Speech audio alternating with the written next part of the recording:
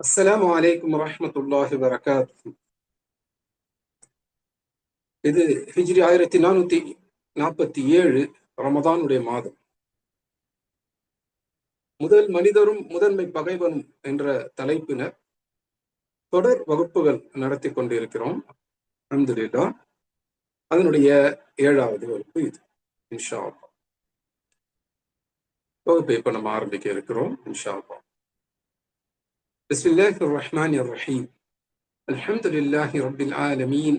والصلاة والسلام على أشرف الأنبياء والمرسلين وعلى آله وصحبه أجمعين وبعد. இரண்டாவது சூரத்துல் பக்ரா, அதனுடைய 30வது ஆயத்திலிருந்து நம்ம பார்க்க ஆரம்பித்து இருக்கிறோம். இந்த 30வது ஆயத்தை தொடர்ந்து அதற்கு பிறகு உள்ள 9 ஆயத்துகள், அதாவது 39வது ஆயத்து வரை மொத்தம் 10 ஆயத்துகளை மையமா வச்சுதான் இந்த வகுப்புகள் அமைந்திருக்கின்றன. அதுல அந்த 30வது ஆயத்தினுடைய விளக்கத்துக்கு உள்ள நம்ம போறதுக்கு பல பின்னணிகள் நமக்கு தேவைப்பட்டன. பின்னணி விஷயங்களை பற்றிய விளக்கங்கள் நமக்கு தேவைப்பட்டன. அப்ப அந்த அடிப்படையில நம்ம ஒண்ணா பார்த்துக்கிட்டு வரோம். இப்ப ஜின் அப்படிங்கிறது இருக்கு. ஜின் என்றால் யார், ஜின்களுடைய தன்மைகள் என்ன அப்படின்லாம் பார்த்தோம் இல்லையா? மனிதன் எதனால செய்யப்பட்டாங்க அப்படிங்கறத பார்த்து அதன் அடிப்படையில மனிதனுடைய தன்மை என்ன அப்படின்னு பார்க்க ஆரம்பித்தோம். அந்த ஆயத்தை, அதை தொடர்ந்து வரக்கூடிய ஆயத்துக்களை புரிந்து கொள்வதற்கு நமக்கு 4 விஷயங்களுடைய புரிதல் மிகவும் அவசியம். ஒன்று, மனிதன் அப்படின்னா யாரு, மனிதனுடைய தன்மைகள் என்ன. இரண்டாவது, ஜின் என்றால் யார், ஜின்னுடைய தன்மைகள் என்ன. மூன்றாவது, மலக்குகள் என்றால் யார், மலக்குடைய தன்மைகள் என்ன. நான்காவது, ஹலீஃபா என்ற வார்த்தைக்கு உள்ள விரிவான ஆழமான பொருள் எது. இந்த 4 விஷயங்களை பற்றிய புரிதல் தான் நமக்கு அந்த ஆயத், 2வது சூரா 30வது ஆயத்தை பற்றிய தெளிவான சரியான புரிதலை கொடுக்கும். அதற்கு பிறகு வரக்கூடிய ஆயத்தைகளை பற்றிய தெளிவான விளக்கங்களையும் கொடுக்கும் இன்ஷா அல்லாஹ். இப்ப அந்த அடிப்படையில நம்ம ஜின்கள் என்றால் யார் என்பதை ஓரளவுக்கு விரிவா பார்த்துட்டோம். அல்ஹம்துலில்லாஹ். இன்றைக்கு இன்ஷா அல்லாஹ் மலக்குகள் அப்படின்னா யார் என்ற ஒரு அறிமுகத்தையும் அவர்களை பற்றிய அவசியமான விளக்கத்தையும் நம்ம தெரிஞ்சுக்குவோம் இன்ஷா அல்லாஹ். அதற்கு பிறகு மனிதனுடைய தன்மை பற்றிய ஒரு வகுப்பும், அப்புறம் ஹலீஃபா என்ற வார்த்தைக்குள்ள அந்த விரிவான பொருள் பற்றி ஒரு வகுப்பு நம்ம பார்ப்போம். அதற்கு பிறகு இந்த ஆதம் அலைஹிஸ்ஸலாம் படைத்து அவங்களை பூமியில ஹலீஃபா ஆக்க போகிறேன் என்று அல்லாஹ் சுப்ஹானஹு வ தஆலா சொன்னதை தொடர்ந்து அதுல மலக்குகள் என்ன சொன்னாங்க, அதற்கு அல்லாஹ் என்ன சொன்னாங்க, அதற்கு பிறகு ஆதம் அலைஹிஸ்ஸலாமுக்கும் மலக்குகளுக்கும் நடந்த அந்த பேச்சுகள், உறவாடல்கள் என்ன, அல்லாஹ் சுப்ஹானஹு வ தஆலா கட்டளையிட்டது என்று அந்த வரலாறை நம்ம விரிவாக பார்ப்போம் இன்ஷா அல்லாஹ். இன்றைக்கு நம்ம பார்க்க போறது மலக்குகளை பற்றிய ஒரு அறிமுகம் இன்ஷா அல்லாஹ். மலக் என்ற வார்த்தை இது எங்கிருந்து வந்தது? இது அலக என்ற வார்த்தையிலிருந்து வந்தது என்று அரபி மொழி வல்லுநர்கள்ல பலரும் சொல்றாங்க. அலக, அதுல இருந்துதான் மலக அப்படிங்கிற வார்த்தை வந்தது. மலக அப்படின்னா செய்தி, ஒரு கண்ணியமான செய்தி. அதுல இருந்துதான் மலக் என்ற வார்த்தை வரும். ஒருத்தருக்கு மலக் அப்படின்னு சொல்லுவோம். கண்ணியம் மிக்க செய்தியாளர் ஒருவர், அவருக்கு மலக் என்று சொல்லுவோம்.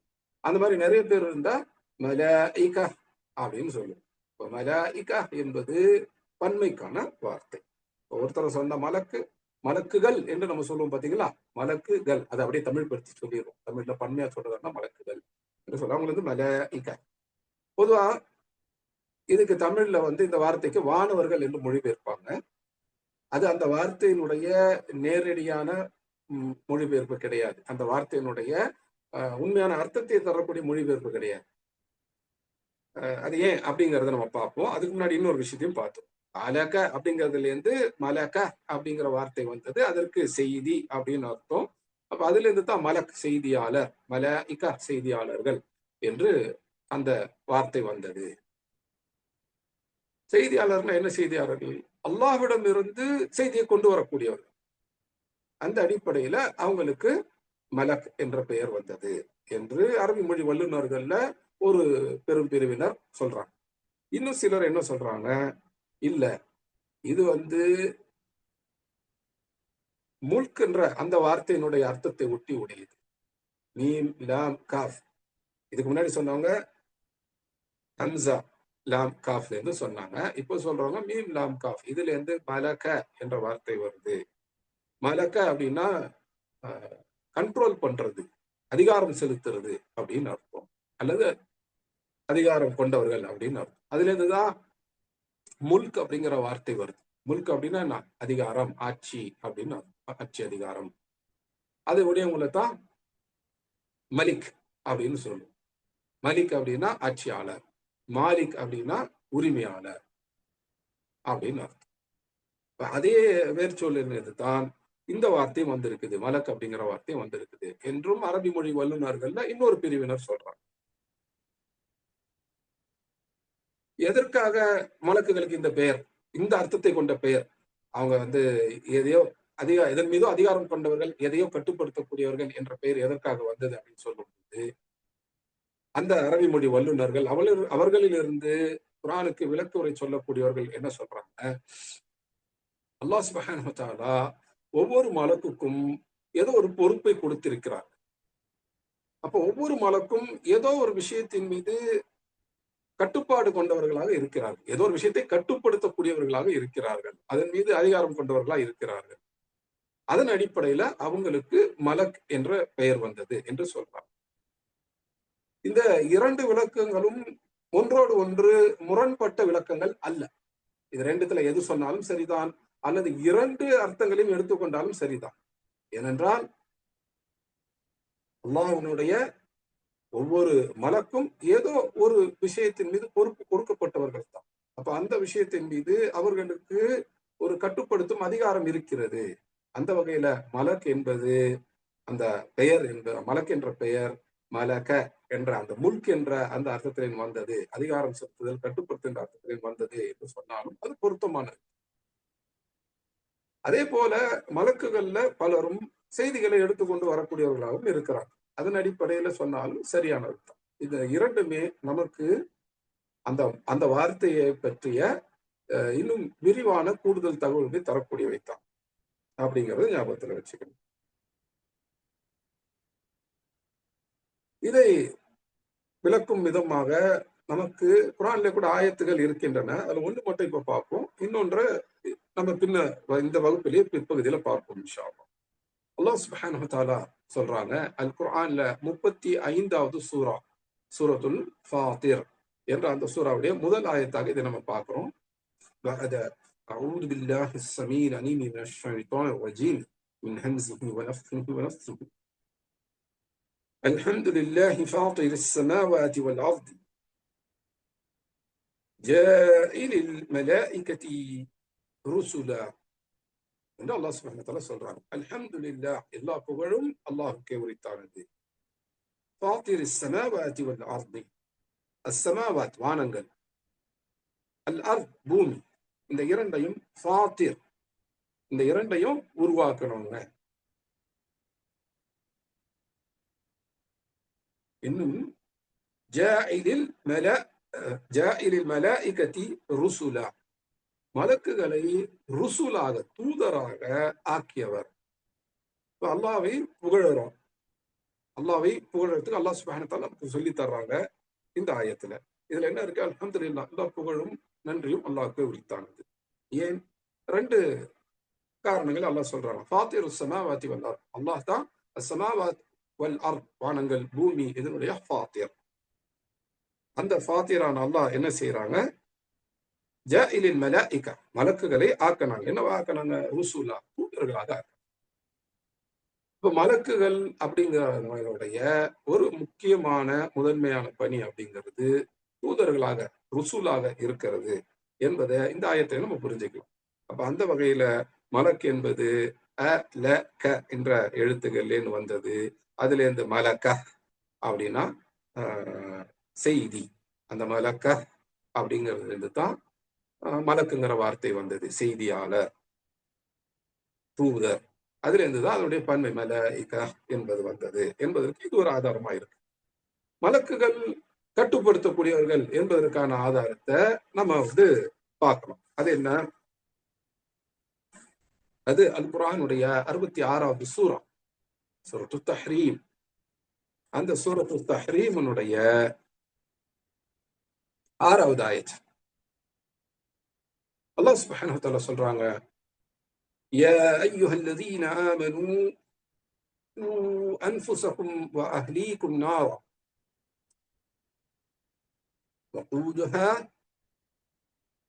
وقودها الناس والحجارة عليها ملائكة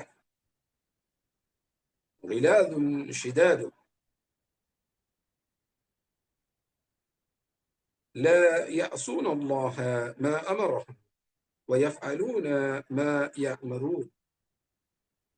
இதுக்கு என்ன அர்த்தம்? யா அய்யுஹல்லதீன ஆமனு, ஈமான் கொண்டவர்களே என்று அல்லாஹ் சுப்ஹானஹு வ தஆலா அழைக்கிறார்.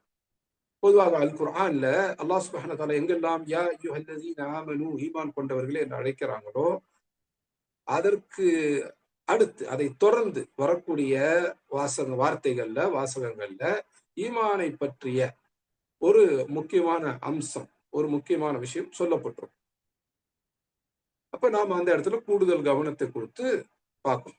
அல்லாஹ் சுப்ஹானஹு வ தஆலா என்ன சொல்றாங்க? யா அய்யுஹல்லதீன ஆமனு, ஈமான் கொண்டவர்களே, கூ அன்ஃபுஸகும் வ அஹ்லீகும் நார, நெருப்பிலிருந்து, அதாவது நரகத்துடைய நெருப்பிலிருந்து, அன்ஃபுஸகும் உங்களையும், வ அஹ்லீகும் உங்களுடைய குடும்பத்தாரையும் நீங்கள் காப்பாற்றிக் கொள்ளுங்கள். வகூது எரிபொருள், எதனுடைய எரிபொருள்? வகூதுஹா அந்த நரக நெருப்புடைய எரிபொருள், அன்னாசு வல் ஹிஜாரா, அன்னாசு வல் ஹிஜாரா. இது ஏதாவது எரியணும் அப்படின்னா அதுக்கு ஒரு எரிபொருள் போடணும் இல்லையா? இப்போ சாப்பாடு ஆக்குறது, ஒரு விருந்து சாப்பாடு ஆக்குறாங்கன்னு வச்சுக்கோங்க, என்ன செய்வாங்க? கல்லெல்லாம் வச்சு அதற்கு கீழே விறகுகளை வைத்து எரிப்பாங்க. இந்த விறகுதான் எரிபொருள். மண்ணெண்ணெய் ஊத்துவாங்க, பெட்ரோல் ஊத்துவாங்க, அதெல்லாம் எரிபொருள். இப்ப நரகத்துடைய எரிபொருள் எது அப்படின்னு பார்க்கும்போது அல்லாஹ் சுப்ஹானஹு வ தஆலா சொல்றாங்க, அன்னாசு வ அல் ஹிஜாரா, மனிதர்களும், அல் ஹிஜாரா அந்த கற்கள். எந்த கற்கள்?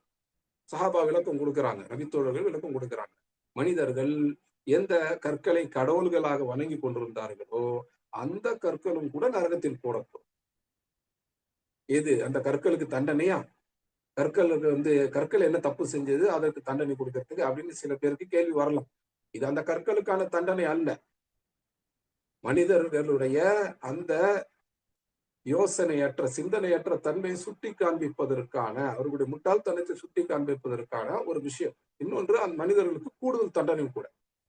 அந்த முட்டாள்தனத்தை, அவங்களுடைய சிந்தனையற்ற தன்மையை எப்படி சுட்டி காண்பிக்கிறாங்க? அல்லாஹ் சுப்ஹானஹு வ தஆலா அந்த கற்களை, எந்த கற்களை அவர்கள் வணங்கி கொண்டிருந்தார்களோ அந்த கற்களையே நரகத்தில் போடும் பொழுது நரகத்தில் வீசப்படக்கூடிய அந்த மனிதர்கள் பார்ப்பாங்க, ஆஹா, நம்மோடு இந்த நெருப்புல கிடக்கக்கூடிய இந்த விஷயங்களையா நாம் வணங்கி கொண்டிருந்தோம் என்று சொல்லி அவங்க அன்றைக்கு கை சேதப்படுவாங்க, வருத்தப்படுவாங்க, நஷ்டப்படுவாங்க. அவங்க எதை வணங்கி கொண்டிருந்தார்களோ அவற்றுக்கு தங்களையே நெருப்பிலிருந்து காப்பாற்றக்கூடிய சக்தி இல்லை என்பதை அவங்க அப்பதான் உணர்வாங்க. அவன் எதை கடவுள்களா நினைச்சு வணங்கிட்டு இருந்தோமோ அந்த கடவுள்களே தங்களை தாங்களே காப்பாற்றிக் கொள்ள முடியவில்லையே. அந்த கடவுள்கள் என்று நம்ம எதை சொன்னோமோ அவை கூட இந்த நரக நெருப்பில் வீசப்பட்டிருக்கிறதே அப்படின்னா அன்னைக்கு அவங்க யோசிச்சு பார்ப்பாங்க. ஆனா அந்த யோசனை அன்னைக்கு எந்த பலனும் தராது.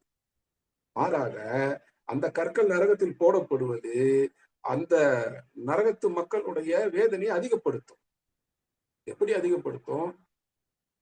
கல் நெருப்புல போடப்படும் போது என்ன ஆகும்? கல் சூடாகும். கல் சூடாகிவிட்டால் அந்த சூடு சாதாரணமாக அணையாது. அது அவ்வளவு சீக்கிரமெல்லாம் குறையாது. கல்லுல இருக்க சூடு தொடர்ந்து இருந்து கொண்டே இருக்கும். அப்ப இந்த பக்கம் ஒரு பக்கம் நெருப்பு தொடர்ந்து எரிந்து கொண்டே இருக்கிறது.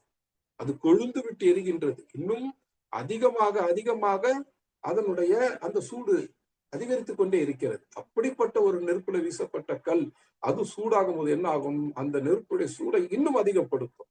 அந்த நரகத்து மக்களுக்கான வேதனை அப்படிங்கிறது இன்னும் கொடுமையாக இருக்கும். அப்படிப்பட்ட நரகத்துடைய வேதனையில் இருந்து உங்களை நீங்கள் காப்பாற்றிக் கொள்ளுங்கள், உங்களையும் உங்கள் குடும்பத்தாரையும் காப்பாற்றிக் கொள்ளுங்கள் என்று அல்லாஹ் சுப்ஹானஹு வ தஆலா கட்டளையிடுறாங்க. ஈமான் கொண்டவர்களுடைய அடையாளம் தன்னையும் தன் குடும்பத்தாரையும் நரக நெருப்பிலிருந்து காப்பாற்றிக் கொள்வது. இதுல நரகம் இருக்குன்னு நம்ம நம்புறோம். அந்த நரகத்துல அல்லாஹ்வுக்கு மறுப்பு தெரிவித்தவர்கள், அல்லாவை நம்பாமல் இருந்தவர்கள், அல்லாவுடைய தீனை ஏற்றுக்கொள்ளாமல் இருந்தவர்கள், அல்லாவுடைய தூதர்களை பொய்ப்பித்தவர்கள் போடப்படுவாங்க, வீசப்படுவாங்க. அல்லாவுடைய மார்க்கத்தை பின்பற்றாதவர்கள் நரகத்துல வீசப்படுவாங்க என்பதையும் நாம இந்த ஆயத்தின் மூலமா உணர்கின்றோம், தெரிந்து கொள்கின்றோம். அப்படிப்பட்ட நரக நெருப்பில் இருந்து அல்லாஹ் சுப்ஹானஹு வ தஆலா என்னையும் உங்களையும் காப்பாற்ற வேண்டும். அந்த நரக நெருப்பை பத்தி அல்லாஹ் சுப்ஹானஹு வ தஆலா தொடர்ந்து சொல்றாங்க, அலைஹா மலாயிகா, அந்த நரகத்தின் மீது மலக்குகள் இருக்கின்றார்கள். அதாவது அந்த நரகத்தினுடைய காவலர்களாக மலக்குகள் இருக்கிறார்கள். அவங்க எப்படி இருப்பாங்க? இலாதுன் ஷிதாதுன், 2 வர்ணனைகள் அல்லாஹ் சுப்ஹானஹு வ தஆலா சொல்றாங்க. இலாத், ஷிதாத். கலீத் என்பதனுடைய பன்மை தான் கிலாத். கலீத் அப்படின்னா என்னன்னா ரொம்ப கடுமையான அப்படின்னு அர்த்தம்.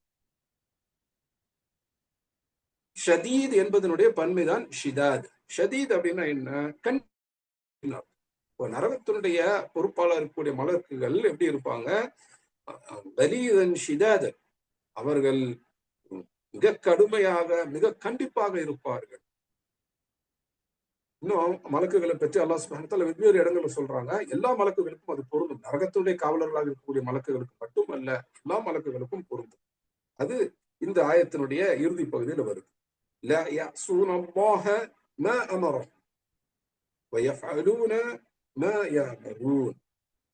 மா அமரஹும், அமர அப்படின்னா கட்டளை இட்டாங்க அப்படின்னு அர்த்தம். அவங்களுக்கு எது கட்டளையிடப்பட்டதோ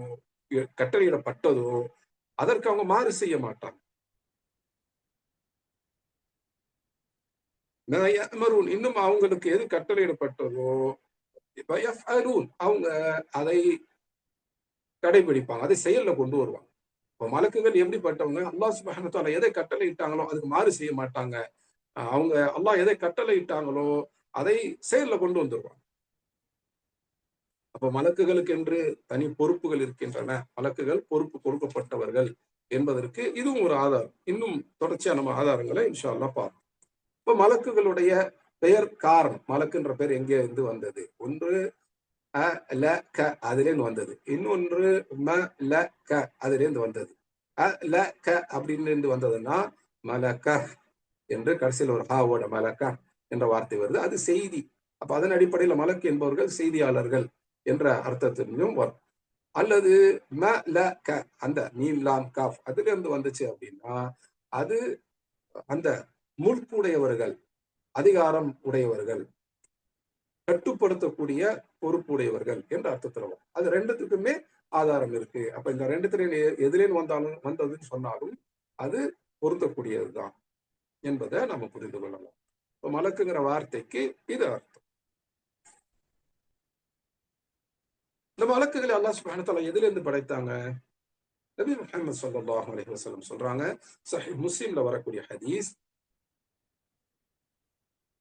"ஹுலிகத்துல் மலாயிகா மின் நூர்." மலக்குகளை அல்லாஹ் நூர்ல இருந்து படைத்தாங்க. நூர் அப்படின்னா என்ன? வெளிச்சம். அல்லாஹ் வெளிச்சத்திலிருந்து மலக்குகளை படைத்தாங்க. நரகத்தை மன்னிக்கணும், ஜின்களை எதிலிருந்து படைத்தாங்க? ஜின்களை நெருப்புல இருந்து படைத்தாங்க என்று பார்க்கிறோம். மனிதர்களை எதிலிருந்து படைச்சாங்க? அல்லாஹ் சுப்ஹானஹு வ தஆலா மனிதர்களை மண்ணில் இருந்து படைத்தாங்க. முதல் மனிதரை மண்ணில் இருந்து படைத்தாங்க. இப்ப மலக்குகள் வெளிச்சத்திலிருந்து படைக்கப்பட்டாங்க. மலக்குகளை அல்லாஹ் சுப்ஹானஹு வ தஆலா எப்பொழுது படைத்தார்கள்? நமக்கு தெரியாது. அல் குர்ஆன்லயோ ஆதாரபூர்வமான ஹதீஸ்கள்லயோ அல்லாஹ் சுப்ஹானஹு வ தஆலா இதை நமக்கு தெரிவிக்கிறார்.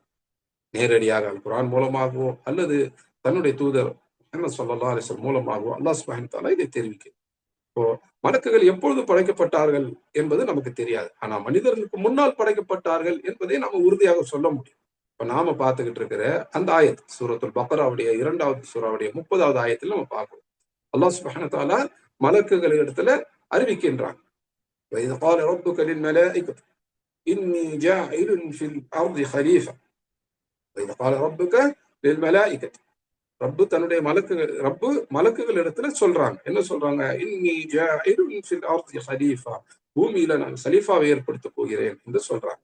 இப்போ பூமியில மனிதனை கொண்டு வர போறதை பத்தி அல்லாஹ் சுப்ஹானஹு வ தஆலா மலக்குகள்கிட்ட சொல்றாங்க. இது மனிதனை படைக்கிறதுக்கு முன்னால நடந்தது. அந்த அடிப்படையில மனிதனுக்கு முன்னால் மலக்குகள் படைக்கப்பட்டார்கள் என்பதை நாம தெரிந்து கொள்ளலாம். அப்போ மலக்குகள் எப்பொழுது படைக்கப்பட்டார்கள் என்பது நமக்கு தெரியாது. ஆனால் மனிதர்களுக்கு முன்னாலேயே மலக்குகள் இருந்தாங்க என்பதை நாம தெரிந்து கொள்ளலாம். இந்த மலக்குகளுடைய சில முக்கியமான தன்மைகளை மட்டும் நம்ம இப்போ தெரிந்து கொள்ள வேண்டும். மலக்குகளுடைய பல தன்மைகள் இருக்கின்றன. அவற்றெல்லாம் எடுத்தா பல தொடர் வகுப்புகள் நடத்த வேண்டியிருக்கும் இன்ஷா அல்லாஹ். ஆனா இன்றைக்கு இந்த ஒரு வகுப்போட தான் நாம மலக்குகளை பற்றிய இந்த விஷயங்களை தெரிஞ்சுக்கிறத நிறுத்த போறோம். அதுல மிக முக்கியமான விஷயம் என்ன அப்படின்னு பாத்தீங்கன்னா, மலக்குகள் உடைய சில முக்கியமான பண்புகள் அல்லாஹ் சுப்ஹானஹு வ தஆலா குர்ஆன்ல விரிவாக சொன்ன அல்லது மறுப்பு கொடுத்து சொன்ன சில விஷயங்களை பார்க்கணும். இப்போ மனிதர்கள் அவங்களுக்கு அறிவு, பகுத்தறிவு அப்படிங்கிறது இருக்கு. அதே போல இஃப்தியார், தேர்ந்தெடுக்கக்கூடிய அந்த அனுமதியும் மனிதர்களுக்கு கொடுக்கப்படும். இதை நம்ம முந்தைய வகுப்பிலே பார்த்தோம். அதே போல ஜின்களுக்கும் அந்த அறிவு அப்படிங்கிறது இருக்கு, அக்ல் அப்படிங்கிறது இருக்கு. ஜின்களுக்கும் இஃப்தியார், அந்த தேர்ந்தெடுக்கக்கூடிய அனுமதி அப்படிங்கிறது இருக்கு. இப்போ மனிதர்களுக்கு அக்ல் இருக்கு, இஃப்தியார் இருக்கு. ஜின்களுக்கும் அக்ல் இருக்கு, இஃப்தியார் இருக்கு. மலக்குகளுக்கு அக்ல் இருக்கு, ஆனா இஃப்தியார் கிடையாது. மலக்குகளுக்கு அறிவு என்பது உண்டு. அந்த அறிவுங்கிறது ரொம்ப ஆழமான அறிவு. ஆனால் மலக்குகளால் தீமையை தேர்ந்தெடுக்க முடியாது. மனிதர்களுக்கு முன்னாடி நன்மை தீமை இரண்டுமே வைக்கப்படுது. அதே போலதான் ஜின்களுக்கு முன்னாடியும் நன்மை தீமை இரண்டுமே வைக்கப்படுது. அந்த இஃப்தியார் அப்படிங்கிறது இருக்கு. அவங்க நன்மையை தேர்ந்தெடுத்துக் கொள்ளலாம் அல்லது தீமையை தேர்ந்தெடுத்துக் கொள்ளலாம். சரியானதை தேர்ந்தெடுத்துக் கொள்ளலாம் அல்லது தவறானதை தேர்ந்தெடுத்துக் கொள்ளலாம். அவங்க இஸ்லாமை தேர்ந்தெடுத்துக் கொள்ளலாம் அல்லது குஃபுரை தேர்ந்தெடுத்துக் கொள்ளலாம். அதன் அடிப்படையில அவங்க எதை தேர்ந்தெடுக்கிறாங்களோ அதன் அடிப்படையில அவங்களுடைய தீர்ப்பு, அவங்களுக்கு அல்லாஹ் கொடுக்கக்கூடிய தீர்ப்பு இருக்கு. சொர்க்கம் அல்லது நரகம் அப்படிங்கிறது. மலக்குகளுக்கு அந்த இஃப்தியார் கிடையாது. அவங்க சரி எது தவறு எது என்பதை புரிந்து கொள்ளக்கூடிய அறிவு உடையவர்கள். அந்த அறிவு இருக்கு. எது சரி எது தவறுங்கிறது அவங்களுக்கு தெரியும். ஆனால் தவறானதை அவர்களால் தேர்ந்தெடுக்க முடியாது. அவங்க சரியானதை மட்டும்தான் செய்ய முடியும். அதுக்கு என்ன ஆதாரம்? கொஞ்ச நேரத்துக்கு முன்னாடி நம்ம பார்த்த அந்த 66வது சூரா சூரத்து தஹ்ரீமினுடைய அந்த 6வது ஆயத்தே, அதனுடைய இறுதி பகுதியே இதுக்கு ஆதாரமா தான் அமையுது. அல்லாஹ் கட்டளையிட்டதை அவங்க மீற மாட்டாங்க, அதுக்கு மாறு செய்ய மாட்டாங்க. அல்லாஹ் எதை கட்டளையிட்டாங்களோ அதை அவங்க செயல்படுத்திடுவாங்க. மலக்குகள் வந்து மிக கீழ்ப்படிதலுடைய ஒரு படை. சில நேரம் அவங்க கீழ்ப்படிவாங்க, சில நேரம் கீழ்ப்படிய மாட்டாங்க அப்படின்னு மலக்குகளை சொல்லவே முடியாது. ஜின்களை பற்றி அவ்வாறு சொல்லலாம். அதே போல மனிதர்களை பற்றி அவ்வாறு சொல்லலாம். ஜின்கள்ல சிலர் கீழ்ப்படிவாங்க, சிலர் கீழ்ப்படிய மாட்டாங்க. மனிதர்கள்ல சிலர் கீழ்ப்படிவாங்க, சிலர் கீழ்ப்படிய மாட்டாங்க. கீழ்ப்படக்கூடிய மனிதர்கள்லயே கூட அவங்க பெரும்பாலான நேரங்கள் அல்லாஹ்வுக்கு கீழ்ப்படிந்திருந்தாலும் சில நேரங்கள்ல அவங்க அவங்க கிட்ட அதுல ஒரு பலகீனம் வரலாம். சில நேரங்கள்ல கீழ்ப்படியாமல் போகலாம். ஆனால் மலக்குகள் அப்படி கிடையாது. எல்லா மலக்குகளும் அல்லாஹ்வுக்கு கீழ்ப்படிவாங்க. அவங்க எல்லா நேரங்கள்லயும் அல்லாஹ்வுக்கு கீழ்ப்படிவாங்க. எந்த நேரத்திலையும் அல்லாஹ்வுக்கு அவங்க மாறு செய்ய மாட்டாங்க. மாறு செய்ய முடியாது. அப்ப அவங்க கிட்ட இந்த 2 விஷயங்கள் சேர்ந்து வராது. சரி தவறு வராது. சரி மட்டும்தான் இருக்கும். அவங்க கிட்ட இருந்து தீமை, தவறு என்று ஒன்று வெளிப்படாது. அவங்கள்ட்ட எப்போதுமே நன்மை அப்படிங்கிறது தான் வெளிப்படும். அதே போல அவங்கள்ட்ட இருந்து அல்லாஹ்வுக்கு மாறு செய்தல் என்பது ஒருபோதும் வெளிப்படாது. எப்போதுமே அல்லாஹ்வுக்கு கீழ்ப்படிதல் என்பதுதான் மலக்குகள்ட்ட வரும். ஆனால் அதே சமயத்துல அவங்க ஒரு இயந்திரம் மாதிரி, மெஷின் மாதிரி கிடையாது. சொன்னது அப்படியே யோசிக்காம செய்யக்கூடிய நபர்கள் கிடையாது. அவங்களுக்கு என்று அந்த அறிவு உண்டு. இந்த சூரத்துல் பக்ரா 2வது சூரா 30வது ஆயத்திலே பார்க்கிறோமே, அல்லாஹ் சுப்ஹானஹு வ தஆலா மலக்குகளை கூப்பிட்டு அறிவிக்கிறாங்க. இன்னி ஜாயிலுன் ஃபில் அர்தி ஹலீஃபா, பூமியில நான் ஹலீஃபாவை ஆக்கப் போகிறேன் என்று சொன்ன உடனே மலக்குகள் கேள்வி கேட்கிறாங்க. ஹலீஃபாங்கிற வார்த்தையினுடைய பொருள் அவங்களுக்கு புரியுது, மனிதனுடைய தன்மை அவங்களுக்கு புரியுது. அப்போ இந்த தன்மையுடைய மனிதன் இந்த ஹலீஃபா என்ற அந்த விஷயத்துக்கு பொருத்தமானவங்களா என்று பார்த்தால் பொருத்தமானதா தெரியலையே. ஆனால் அல்லாஹ் பொருத்தமானவங்கன்னு சொல்றாங்களே, அப்போ இதுக்கான விளக்கம் என்ன? இதுல அல்லாஹ்வுடைய ஹிக்மா, ஞானம் என்ன என்று யோசித்து அவங்க அல்லாஹ் கிட்டே அந்த கேள்வியையும் கேட்டுருவாங்க. இப்போ மலக்குகள் அல்லாஹ்வுக்கு முழுமையான கீழ்ப்படிதல் உடையவர்கள் தான். ஆனால் அதே சமயத்துல அவங்க சிந்திக்க தெரியாதவர்கள் அல்ல, நன்றாக சிந்திக்க தெரிந்தவர்கள். அவங்களுக்கு என்று அறிவு இருக்கு. அதே போல அவங்களுக்கு என்று கல்வியுமே இருக்கு. அவங்க கல்வி உடையவர்கள், வெறும் அறிவு உடையவர்கள் மட்டுமல்ல, கல்வியும் உடையவர்கள். அதுக்கு என்ன ஆதாரம்? அல்லாஹ் சுப்ஹானஹு வ தஆலாவுடைய வார்த்தைகளே தான். சூரத்துல் பக்ரா, இதே நம்ம பார்த்துக்கிட்டு இருக்கிற அந்த ஆயத்துகள்லயே பின்னாடி நம்ம பார்க்கலாம். இந்த சூரத்துல் பக்ரா 2வது சூராவுடைய 32வது ஆயத்துல அல்லாஹ் சுப்ஹானஹு வ தஆலா கிட்ட மலக்குகள் சொல்றதை பார்க்கணும். சுப்ஹானக, அல்லாஹ் நீங்க பரிசுத்தமானவங்க, எந்த குறைகளும் மற்றவங்க. லா இல்ம லனா இல்லா மா அல்லம்தனா, எங்களுக்கு இல்ம் என்று எதுவும் கிடையாது, இல்லா இதை தவிர. இதை தவிர மா அல்லம்தனா, நீங்க எங்களுக்கு, அதாவது மலக்குகளுக்கு எதை கற்றுக் கொடுத்தீர்களோ அதை தவிர. அவங்க என்ன சொல்றாங்க, அல்லாஹ் நீங்க எங்களுக்கு கத்துக் கொடுத்தீங்க, அந்த இல்மு எங்களுக்கு இருக்குது, நீங்க எதை கத்துக் கொடுக்கலையோ அதை பற்ற இல்மு எங்களுக்கு கிடையாது என்று சொல்றாங்க. இப்போ அல்லாஹ் சுப்ஹானஹு வ தஆலாவே மலக்குகளுக்கு ஆசிரியராக இருந்து கற்றுக் கொடுத்திருக்கிறார். இப்போ மலக்குகள் அறிவுடைய படைப்புகள் அப்படிங்கிறது மட்டுமல்ல, மலக்குகள் கல்வியுடைய படைப்புகளும் கூட. அறிவும் கல்வியும் சேர்ந்தவர்கள் மலக்குகள். கல்வியாளர்கள், கல்வி உடையவர்கள். அதுவும் அவங்களுக்கு ஆசிரியர் யார்? அல்லாஹ் சுப்ஹானஹு வ தஆலாவே அவங்களுக்கு ஆசிரியர். அதுதான் இங்க அவங்க சொல்லி காண்பிக்கிறாங்க. லா இல்ம லனா இல்லா மா அல்லம்தனா, எங்களுக்கு இல்மு என்று எதுவும் கிடையாது, இல்லா மா அல்லம்தனா, நீங்க எங்களுக்கு எதை கற்றுக் கொடுத்தீங்களோ அதை தவிர. நீங்க எங்களுக்கு இல்மு கொடுத்தீங்க, கற்றுக் கொடுத்தீங்க, அதை தவிர வேற கல்விங்கிறது எங்களுக்கு கிடையாது என்று சொல்றோம். இப்போ மலக்குகளுக்கு அறிவு என்பது உண்டு, அவங்க சிந்திக்கக்கூடியவங்க. அதே போல மலக்குகளுக்கு கல்வி என்பதும் உண்டு. அவங்களுக்கு எது சரி எது தவறு, எது கீழ்ப்படிதல் எது மாறு செய்தல், எது நன்மை எது தீமை, இதெல்லாம் தெரியும். ரெண்டுமே தெரிஞ்சவங்க தான், சரி தவறு தெரிஞ்சவங்க தான். ஆனா சரியானது மட்டும்தான் அவங்களால செய்ய முடியும், தவறானது அவங்களால ஒருபோதும் செய்ய முடியாது. அப்ப மலக்குகளுக்கு சொர்க்கம் உண்டா நரகம் உண்டா அப்படின்னா, மலக்குகள் சொர்க்கத்தினுடைய காவலாளிகளா நுழைவாயில இருக்கலாம், மலக்குகள் நரகத்துடைய காவலாளிகளாக இருப்பாங்க, நுழைவாயிலே இருப்பாங்க, உள்ள தண்டனை கொடுக்கக்கூடியவங்களாகவும் இருப்பாங்க. ஆனா சொர்க்கத்தினுடைய அந்த சுகத்தை அவங்க அனுபவிக்கக்கூடியவங்களா இருக்க மாட்டாங்க.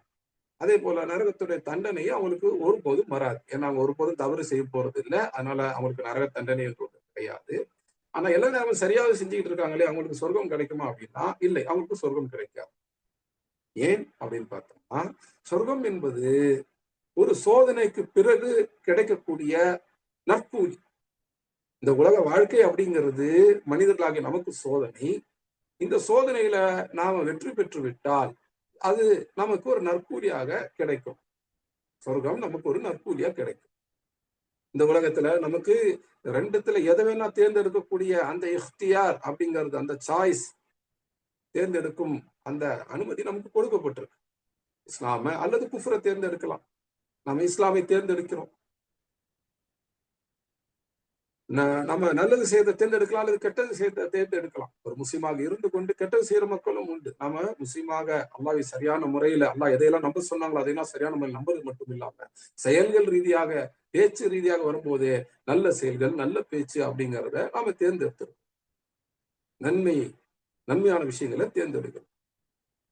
அதே போல நமக்கு முன்னால சரி தவறு என்று இரண்டு வரும்பொழுது அதுல சரியை தேர்ந்தெடுக்கும். அப்படி யார் இஸ்லாமை, சரியானதை, நல்லதை தேர்ந்தெடுக்கிறாங்களோ, அப்படி தேர்ந்தெடுக்கும் போது அவங்க என்ன செய்யறாங்க, அவங்க குஃப்ரை விட்டுடுறாங்க, தவறானதை விட்டுடுறாங்க, கெட்டதை விட்டுடுறாங்க. இங்க ஒரு சாய்ஸ் இருக்கு, அதுல தெளிவான ஒரு சாய்ஸா, தெளிவான ஒரு தேர்ந்தெடுத்தலா நல்லதை தேர்ந்தெடுத்து. அப்ப யார் நல்லதை தேர்ந்தெடுக்கிறாங்களோ அவங்களுக்கு முன்னாடி கெட்டதை தேர்ந்தெடுக்கக்கூடிய வாய்ப்பு இருந்தும் கூட, அதுக்கு அனுமதி இருந்தும் கூட, அனுமதினா கெட்டதை செய்யுங்கன்ற அனுமதி இல்ல, செய்யறதுக்கு நீங்க போனீங்கன்னா எல்லாம் விட்டுடுவாங்க. அப்படி இருந்தும் கூட இல்ல அப்படின்னு சொல்லி மனசை கட்டுப்படுத்திக்கிட்டு நம்ம அல்லாஹ்வுக்கு கீழ்ப்படியணும் என்று ஒரு முயற்சி எடுத்து கீழ்ப்படியணும், அதற்கு ஒரு நற்கூலி, அதுதான் சொர்க்கம். அப்ப கீழ்ப்படிதல் கட்டுப்படுதலுக்கு தனி ஒரு முயற்சி மனிதர்கள் எடுக்க வேண்டியிருக்கும். ஆனா மலக்குகள் அப்படி தனி முயற்சி எல்லாம் எடுக்க தேவையில்லை. மலக்குடைய இயல்பே கீழ்ப்படிதல் தான், அவருடைய இயல்பே கட்டுப்படுதல் தான். யாருக்கு கீழ்ப்படுது, யாருக்கு கட்டுப்படுதல்? அல்லாஹ்வுக்கு கீழ்ப்படுது, அல்லாஹ்வுக்கு கட்டுப்படுதல் தான். அவங்க ஒருபோதும் மாறு செய்ய மாட்டாங்க, மாறு செய்யணுங்கிற எண்ணமே அவங்களுக்கு வராது. ஆனா நமக்கு அப்படி கிடையாது. நம்முடைய நப்சு நமக்கு தீமைக்கு தூண்டும். ஜின்கள் உள்ள ஷைத்தான்கள் தீமைக்கு தூண்டுவாங்க, மனிதர்கள் உள்ள ஷைத்தான்கள் தீமைக்கு தூண்டுவாங்க. அதையெல்லாம் தாண்டி இந்த தீமையை நம்ம செய்திடக்கூடாது, பேசிடக்கூடாது என்று தீமையை விட்டு விலகி இந்த நன்மையை தான் நம்ம செய்யணும், நல்ல விஷயங்களை தான் பேசணும், நல்லதுதான் நினைக்கணும் என்று நன்மையை தேர்ந்தெடுக்கிறோம் பாருங்க. அதற்கு நற்கூலியாகத்தான் சொர்க்கம் கொடுக்கும். அப்ப மலக்குகளுக்கு அந்த டெஸ்ட் கிடையாது, அந்த சாய்ஸும் இல்லை, டெஸ்டும் இல்லை. அவங்களுக்கு நல்லது கெட்டது ரெண்டுத்துல எதை வேணா தேர்ந்தெடுத்துக்கலாம் அப்படிங்கிற அந்த சாய்ஸ், அந்த தேர்ந்தெடுத்தல் அப்படிங்கிறது கிடையாது. அதனால அவங்களுக்கு சோதனை என்று ஒன்று கிடையாது. யாருக்கு சோதனை இல்லையோ அவங்களுக்கு சொர்க்கமும் கிடையாது. அப்ப மலக்குகள் சொர்க்கத்தினுடைய அந்த சுகங்களை அனுபவிக்க மாட்டாங்க, மனிதர்கள் அனுபவிக்கும். ஏன்னா சோதனையை தாண்டிதான் மனிதர்கள் வர்றாங்க. இப்போ மலக்குகள் சொர்க்கவாசியா இருக்க மாட்டாங்க, நரகவாசியாவும் இருக்க மாட்டாங்க. சொர்க்கவாசியா இருக்க மாட்டாங்க என்ன அர்த்தம்? சொர்க்கத்துடைய அந்த சுகங்களை அனுபவிக்கக்கூடியவங்களா இருக்க மாட்டாங்க, நரகத்தினுடைய அந்த தண்டனைகளை வேதனைகளை அனுபவிக்கக்கூடியதான் இருக்கும். அல்லாஹ் என்ன சொல்றாங்களோ அதை அப்படியே அவங்க கடைபிடிச்சிட்டு வருவாங்க. ஆனா சிந்தனை இல்லாம அதை கடைபிடிக்க மாட்டாங்க. அவங்க அறிவுடையவர்கள், சிந்தனை உடையவர்கள், அதனுடைய விளக்கத்தை கூட அல்லாஹ்விடத்திலிருந்து கேட்டு பெற்றுக் கொள்வார்கள். ஆனா எப்படி இருந்தாலும் கீழ்ப்படிதலை மட்டும்தான் அவங்க செய்வாங்க. இப்ப வழக்குகளை பற்றி இன்னொரு முக்கியமான ஒரு கேள்வி. மனிதர்கள் ஆண்கள் பெண்கள் 2 வகையினர் இருக்கிறாங்க. ஜின்கள்ல கூட ஆண் ஜின்கள் பெண் ஜின்கள் இருக்கிறாங்க. மலக்குகள்ல ஆண் மலக்குகள் பெண் மலக்குகள் இருக்கிறார்களா அப்படின்னு கேட்டா கிடையாது. இப்போ இங்க ஒரு துணை கேள்வி வரலாம். மனிதர்கள்ல ஒண்ணு ஆணா இருக்கணும், இல்ல பெண்ணா இருக்கணும், இல்ல ரெண்டுத்துக்கு நடுவுல இருந்தா அவங்களுக்கு ஒரு பேர் உண்டு. அதே போல ஜின்கள்லயும் அந்த மாதிரி இருக்கலாம். இப்போ மலக்குகள்ல ஆண் இல்ல பெண் இல்லைன்னா அப்போ அவங்க யாரு அப்படின்ற ஒரு கேள்வி வரும். பேச்சு வழக்குல சொல்லுவாங்க, அவங்க ஹெர்மோஃப்ரோடைட் அப்படின்னு இங்கிலீஷ்ல சொல்லுவாங்க. அவங்க ஆண் இல்லம் பெண் இல்லை. மலக்குகளுக்கு இந்த ஜெண்டர் அப்படிங்கிறது, செக்ஸ் அப்படிங்கிறதே கிடையாது. அவங்க இந்த பால் அப்படின்னு சொல்ல முடியாது. அப்படிங்கிறப்போ அவங்க ரெண்டும் கெட்டான் அப்படின்லாம் சொல்லவே முடியாது. என்ன இல்ல பெண்ணு இல்லைன்னா அப்ப ரெண்டும் கெட்டானா அப்படின்வாங்க. அப்படி அல்ல. சில படைப்புகள்ல ஜோடி ஜோடியாக எல்லாம் படைச்சிருக்கிறாங்க. அந்த படைப்புகளை தான் ஆண் பெண் அப்படிங்கிறது இருக்கு. ஒற்றையாக அல்லாஹ் எந்த படைப்பை படைத்தார்களோ அதுல ஆணுங்கிற கேள்விக்கும் வேலை இல்லை, பெண்ணுங்கிற கேள்விக்கும் வேலை இல்லை. அப்ப ரெண்டும் கெட்டானா அப்படிங்கிற கேள்விக்கும் வேலை. ஆனா மலக்குகள் பெண்கள் அல்ல. காஃபிர்கள்ல முஷ்ரிக்குகள்ல சிலர், நபி முஹம்மது ஸல்லல்லாஹு அலைஹி வஸல்லம் காலத்தில் இருந்த அரபு முஷ்ரிக்குகள் எப்படி நினைச்சுக்கிட்டு இருந்தாங்க, மலக்குகள் பெண்கள் அப்படின்னு சொன்னாங்க. அதோட அவங்க நிக்கல. அந்த பெண்கள் அல்லாஹ்வுடைய பெண் பிள்ளைகள் அப்படின்னு சொன்னாங்க. சுப்ஹானல்லாஹ், அல்லாஹ் பரிசுத்தமா. மலக்குகளை பெண்கள்னு சொன்னாங்க. அந்த பெண்கள் அல்லாஹ்வுடைய பெண் பிள்ளைகள் அப்படின்னு சொன்னாங்க. அல்லாஹ் சுப்ஹானஹு வ தஆலா அதை கண்டிக்கின்றார்கள், மறுக்கின்றார்கள்.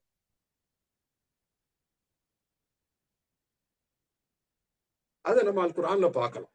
அல் குர்ஆன்ல சூரத்து ஸாஃபாத் 37வது சூராவுடைய 149 இருந்து 152 வரை, 149, 150, 151, 152 இந்த 4 ஆயத்துகள்ல இந்த 2 விஷயங்களுக்குமே இல்லை என்று சொல்லி அல்லாஹ் தெளிவுபடுத்துறத நம்ம பார்க்கலாம். முஹம்மது ஸல்லல்லாஹு அலைஹி வஸல்லம் அவங்களுக்கு அல்லாஹ் சுப்ஹானஹு வ தஆலா கட்டளையிடுறாங்க, அஊது பில்லாஹி ஸமீஇல் அலீம் மினஷ் ஷைத்தானிர் ரஜீம் மின் ஹம்ஸிஹி வ நஃப்ஸிஹி ஃபஸ்தஃப்திஹிம். அவங்ககிட்ட நீங்க கேளுங்க. அலி ரப்பிக்கல் பனாத்து வ லஹுமுல் பனூன்.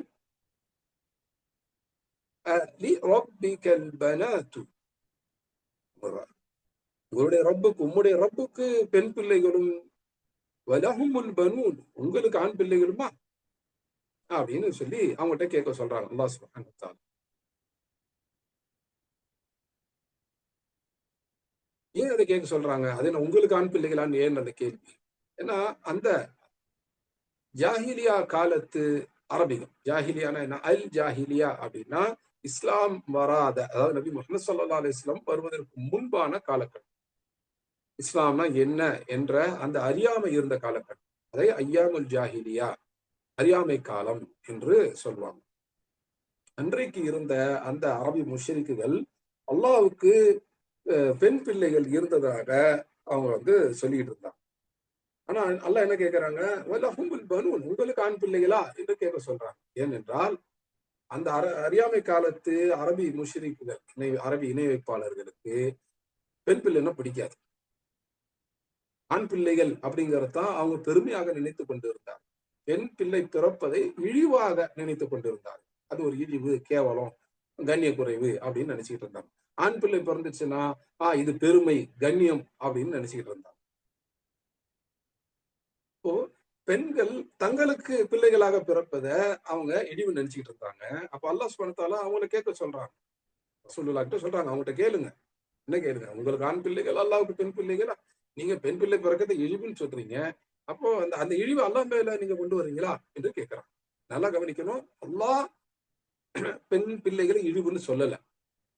இந்த மக்களுடைய அந்த நம்பிக்கையை தான் அல்லாஹ் கேள்வி கேட்கிறான். அதுல உள்ள அந்த சிந்தனை ரீதியான முரண்பாடை, லாஜிக்கல் கான்ட்ரடிக்ஷன் அல்லாஹ் கேள்வி கேட்கிறான். உனக்கு நீ ஆண் பிள்ளை வேணும்னு கேட்கிற, ஆனா அல்லாஹ்வுக்கு பெண் பிள்ளை இருக்கணும்னு சொல்றியே. உனக்கு ஒத்து வராத விஷயத்த நீ அல்லாஹ்வுக்கு கொண்டு சொல்றியா அப்படின்னு கேட்க சொல்லி அல்லாஹ் சுப்ஹானஹு வ தஆலா நபி ஸல்லல்லாஹு அலைஹி வஸல்லம் சொல்றாங்க. அம் ஸலக்னல் மலாயிகத இனாஸா வஹும் ஷாஹிதூன் என்று அடுத்தது அல்லாஹ் கேட்கிறாங்க. அடுத்த ஆயத் 150வது ஆயத்துல அல்லாஹ் சுப்ஹானஹு வ தஆலா இந்த கேள்வி பார்க்கலாம். ஸலக்னல் மலாயிகத இனாஸா வஹும் ஷாஹிதூன், உங்களை சாட்சியா வச்சுதான் அல்லாஹ் மலக்குகளை பெண்களா படைச்சாங்களா என்று கேட்கிறாங்க. மலக்குகளை படைக்கும்போது நீங்க இல்ல, மலக்குகளை பத்தி உங்களுக்கு ஒண்ணும் தெரியாது. ஆனா நீங்க பேசுறதுல எப்படின்னா, அல்லாஹ் மலக்கு பெண்களாக படைக்கும் பொழுது நீங்க தான் பக்கத்துல இருந்து பாத்தீங்க, நீங்க தான் சாட்சியாளர்களா இருந்தீங்க அப்படிங்கிற மாதிரி பேசுறீங்க. நீங்க என்ன சாட்சியாளர்களா? மலக்குகளை படிக்கும்போது நீங்க இருந்தீங்களா என்று அல்லாஹ் கேட்கிறாங்க. அது என்ன அர்த்தம்? மலக்குகள் படிக்கும்போது நீங்க இல்ல. அப்படி இருக்கும்போது மலக்குகள் பெண்கள் எப்படி அப்படின்னு சொல்லி நீங்க எப்படி பேசுறீங்க என்று அல்லாஹ் கேட்கிறான். அப்ப பாருங்க, இதுக்கு முந்தின ஆயத்து 149வது ஆயத்துல ரப்பிக்கல் பனாத்து, ரப்புக்கு பெண் பிள்ளைகள் இருக்குது அப்படின்னு நீங்க சொல்றத அல்லாஹ் கண்டிக்கிறான். அதுக்கு அடுத்த இந்த ஆயத்துல 150வது ஆயத்துல மலக்குகளை பெண்கள் ஆக அல்லாஹ் படைத்தாங்க என்று சொல்றதையும் அல்லாஹ் சுப்ஹானஹு வ தஆலா கண்டிக்கிறான். தொடர்ந்து அல்லாஹ் சொல்றாங்க அடுத்த ஆயத்து 151வது ஆயத்துல 51வது ஆயத்துல பார்க்கலாம். அலா இன்னஹும் மின் இஃப்கிஹிம் லயகூலூன, அதுக்கு அடுத்த ஆயத் வலதல்லாஹு வ இன்னஹும் லகாதிபூன் என்று அல்லாஹ் முடிக்கிறான். 151 மற்றும் 152வது ஆயத்துகள்ல அல்லாஹ் சுப்ஹானஹு வ தஆலா என்ன சொல்றாங்க? அலா இன்னஹும் மின் இஃப்கிஹிம், அல்லாஹ்வுக்கு பெண் பிள்ளைகள் இருக்கிறாங்கன்னு சொல்றது, அதாவது மலக்குகள் பெண்கள் என்று சொல்றது, அந்த மலக்குகள் அல்லாஹ்வுடைய பெண் பிள்ளைகள் என்று சொல்றது, இந்த இரண்டுமே அல்லாஹ்வின் மீது சொல்லப்பட்ட அவதூறு. அவங்க எதை அல்லாஹ் சொல்றாங்க குறிப்பா சொல்றாங்க, அல்லாஹ்வுக்கு பிள்ளைகள் இருக்கிறாங்க, அல்லாஹ்வுக்கு பிள்ளை இருக்கிறாங்க என்று சொல்றது அல்லாஹ்வின் மீது சொல்லப்படக்கூடிய ஒரு அவதூறு, இட்டுக்கட்டப்பட்ட செய்தி.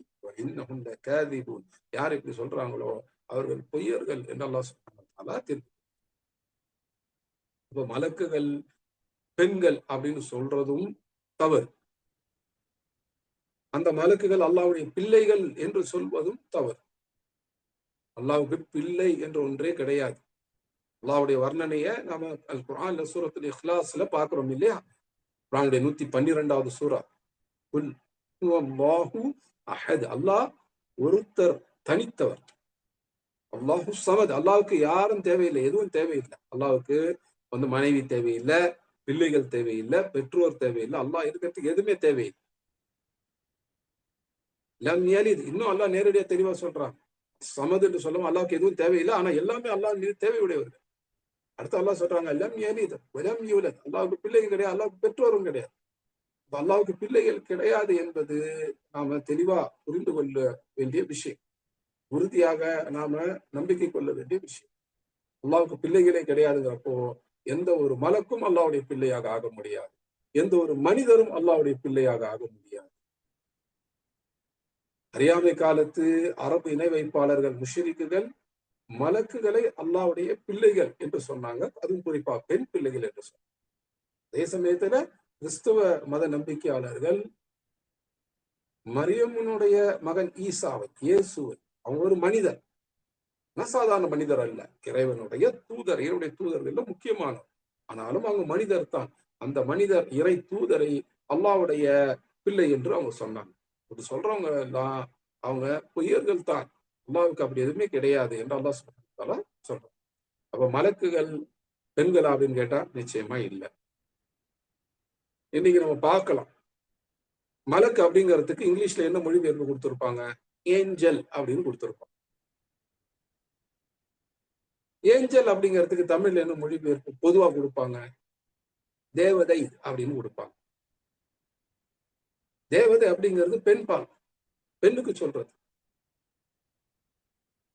அப்ப நம்ம இஸ்லாமை பற்றி படிக்கக்கூடியவங்க மலக்கு அப்படின்னா ஏஞ்சல் அப்படின்னு வந்தோடனே ஏஞ்சல் அப்படின்னா பெண்ணு அப்படின்னு சொல்லி உடனடியாக ஒரு எண்ணத்துக்கு வந்துருவாங்க, அப்படி நினைக்க ஆரம்பிச்சிருவாங்க. அப்ப மலக்குகள்னா பெண் மாதிரி இருக்கக்கூடியவங்க அப்படின்னு நினைச்சுக்கிறாங்க. நம்ம இதையெல்லாம் முஸ்லிம் அல்லாத மக்களுக்கு, காஃபிரான மக்களுக்கு சொல்லும் பொழுது தெளிவாக சொல்லணும். மலக்கு அப்படிங்கிறத பத்தி நம்ம ஒண்ணுமே சொல்றது கிடையாது. மலக்கு அப்படின்னா வானவர்கள் அப்படின்னு மொழிபெயர்க்கணும். வானவர் அப்படின்னா என்ன அர்த்தம்? வானத்தில் இருக்கிறவங்க அப்படின்னு அர்த்தம். வானவர் அப்படின்னா வானத்தில் இருப்பவர்கள் அப்படின்னு அர்த்தம். ஆனா மலக்குகள் வானத்தில் மட்டும்தான் இருக்கிறாங்களா அப்படின்னா கிடையாது. மலக்குகள் அதிகமாக வானத்துல இருக்கிறாங்க. பெரும்பாலான மலக்குகள் வானங்கள்ல இருக்கிறாங்க, அது உண்மை. அந்த அடிப்படையில் அவங்கள வானம் மொழிபெயர்ப்பது பெரிய தவறு என்று சொல்ல முடியாது. ஆனால் அதே சமயத்தில் அது துல்லியமான மொழிபெயர்ப்பு கிடையாது. ஏன்? மலக்குகள் நம்மோடு இருக்கிறாங்க. ஒவ்வொரு மனிதன் கூட அல்லாஹ் சுப்ஹானஹு வ தஆலா ஒரு மலக்கை வைத்திருக்கிறார். ஒவ்வொரு மனிதன் கூடயும் ஒரு ஜின் இருக்கு. அந்த ஜின்னுடைய வேலை கெட்டதை தூண்டுறதுதான். அதே போல அல்லாஹ் சுப்ஹானஹு வ தஆலா ஒவ்வொரு மலக்கு கூடயும் ஒரு மனிதன் கூடயும் ஒரு மலக்கை வச்சிருக்கிறாங்க. அந்த மலக்குடைய வேலை நல்லது தூண்டுறது.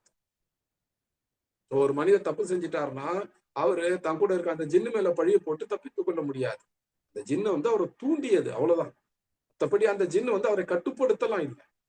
அந்த ஜின்னு எப்பவும் தீய எண்ணங்களை போட்டுக்கிட்டே இருக்கும், கெட்டதை சொல்லிக்கிட்டே இருக்கும், கெட்ட செய், இதை செய், அது செய்யு, தப்பான விஷயங்களை தூண்டிக்கிட்டு இருக்கும். ஆனா அல்லாஹ் சுப்ஹானஹு வ தஆலா அந்த ஜின்னுடைய தவறான தூண்டுதல்களை கட்டுப்படுத்தும் விதமாக, கட்டுப்படுத்தும் சொல்ல முடியாது, அதற்கு ஒரு எதிர்ப்பு தெரிவிக்கும் விதமாக நல்லதை மட்டுமே தூண்டக்கூடிய ஒரு மலக்கை நம்ம கூட வச்சிருக்கிறாங்க. நம்ம சில நேரம் நினைச்சு பார்க்கலாம், திடீர்னு நம்ம மனசுல ஒரு கெட்ட எண்ணம், இது நாம கொண்டு வரது, நான் நினைக்கவே இல்லை, எங்கே இருந்து எண்ணம் வந்துச்சு அப்படின்னு சொல்லி நமக்கே வெக்கமாக, வருத்தமாக இருக்கும். திடீர்னு ஒரு கெட்ட எண்ணம் வரும். அது அந்த நம்ம கூடவே இருக்கிற அந்த ஜின் ஷைத்தான் போட்ட எண்ணம். உடனே அந்த மனசுக்குள்ளேயே இன்னொரு எதிர்ப்பு எண்ணமும் வரும், தப்பு செய்யாத அப்படின்னு சொல்லி. அதே போல மனசுல திடீர்னு சில நல்ல எண்ணங்கள் வரும். கெட்ட எண்ணம் எதுவும் இல்லை, திடீர்னு ஒரு நல்ல எண்ணம் வரும். நம்ம நினைக்காமலே எங்க இருந்து இந்த எண்ணம் வந்தது அப்படிங்கிற கேள்வி வரும். நம்ம நினைக்காமலே திடீர்னு ஒரு எண்ணம் வருது பாருங்க, அது அந்த மலக்கு கொடுக்கக்கூடிய ஒரு எண்ணம். ஆனா அதற்கு பிறகு அதை தொடர்ந்து யோசித்து, அதை பற்றியே யோசித்து நம்முடைய எண்ணமாக அதை நாம் ஆக்கிக் கொள்கிறோம். ஒண்ணு ஜின்னுல உள்ள அந்த ஷைத்தானுடைய அந்த கெட்ட எண்ணத்தை நம்முடைய எண்ணமாக நாம ஆக்கிக்கிறோம், அல்லது மலக்குனுடைய அந்த தூண்டுதலாக வந்த நல்ல எண்ணத்தை நம்முடைய எண்ணமாக ஆக்கிக்கிறோம். இப்போ நினைக்கிறது யார்? இப்ப நாம. இந்த நினைப்பின் அடிப்படையில முடிவெடுக்கிறது யார்? அது நாம தான். அந்த முடிவை பேச்சாக, செயலாக வெளிப்படுத்துறது யார்? அதுவும் நாம தான். இப்ப நம்முடைய எண்ணமாகத்தான் அது ஆகிடுது, நம்முடைய பேச்சாகத்தான் வெளிப்படுது, நம்முடைய செயலாகத்தான் வெளிப்படுது. அப்ப அந்த அடிப்படையில இதற்கு பொறுப்பு நாம தான். ஒரு தப்பு செஞ்சுட்டு ஜின்னு தான் அதுக்கு காரணம் அப்படின்னு சொல்ல முடியாது. ஜின்னு ஒரு தூண்டுதலை, ஒரு ஊசலாட்டத்தை ஏற்படுத்தும், அவ்வளவுதான். மற்றபடி கெட்டதை பேசு அப்படின்னு நம்மளை வலுக்கட்டாயமாலாம் பேச வைக்காது.